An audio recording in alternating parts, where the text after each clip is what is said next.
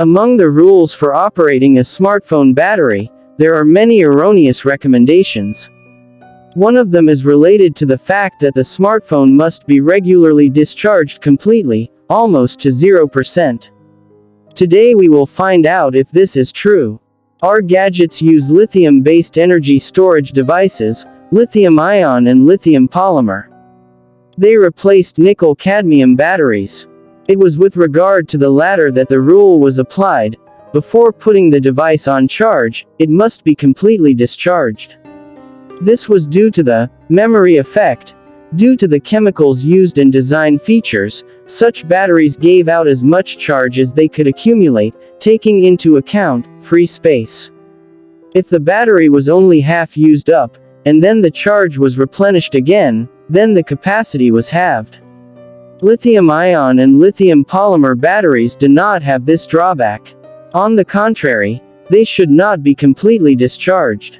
When the charge drops below a critical limit, chemical reactions are launched that significantly reduce the capacity of the battery.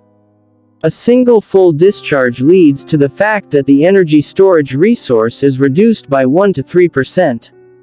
In fact, to discharge the battery to zero, you need to try hard. The fact is that when a smartphone shows 0% charge and turns off on its own, in fact it has a residual charge, about 2–4%, to maintain battery performance. The most important thing in this case is not to try to turn on the smartphone again, because the reserve energy reserve will begin to be consumed, which will lead to a complete discharge of the battery. Errors in the operation of the smartphone are possible. With this inclusion, the operating system starts to load, but the lack of power leads to a sharp shutdown of the device. To sum it up, batteries that were used in phones about 10 years ago actually lasted longer if the charge dropped to zero before being charged again. At the same time, modern lithium-ion batteries are best kept between 40 and 80% charged.